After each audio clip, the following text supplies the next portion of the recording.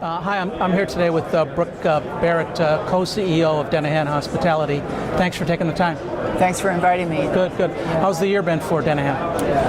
The year has been solid for us. I can't say it's really been a very quick recovery. I think it's been modest growth, and I think that's what we're going to continue to see over the next couple of quarters. Mm-hmm. Has New York surprised you how well New York has come back?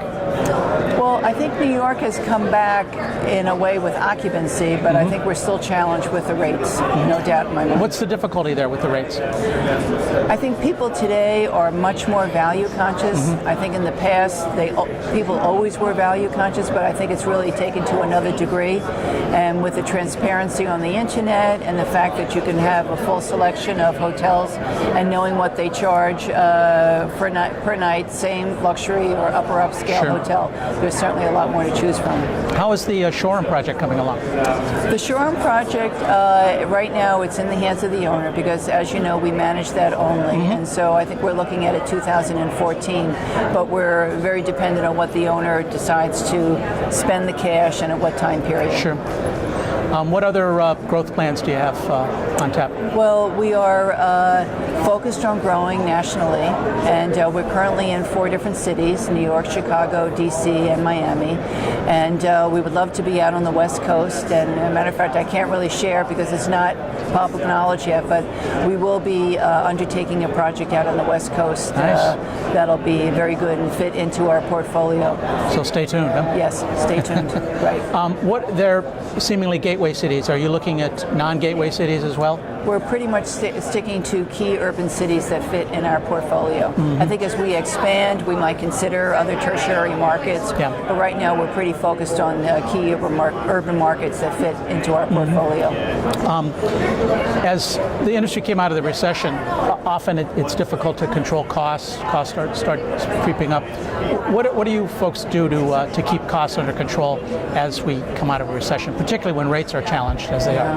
Yeah, that's another excellent question.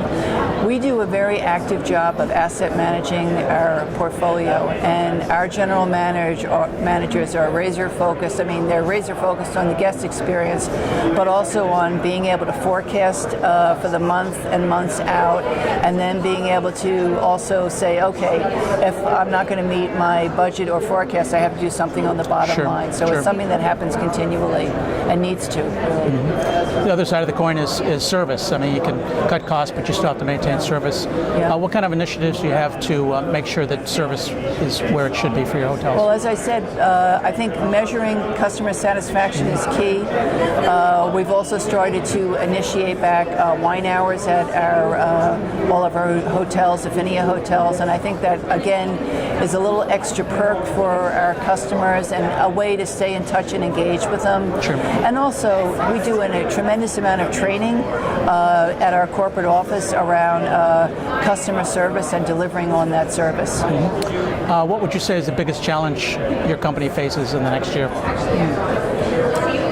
The biggest challenge, I think, is staying ahead of the customer so that we know what to anticipate in terms of their needs, because it's constantly changing, and using the data that we have to anticipate that and be one step ahead. Is your company ready for the Affordable Care Act? We're not 100% ready, but we're getting ready. Good. And that's why we have a very strong financial services department. Good. I appreciate you taking the time this afternoon. Well, thank you. Thanks. Thanks very much for being here. Good, thanks. Okay, take care.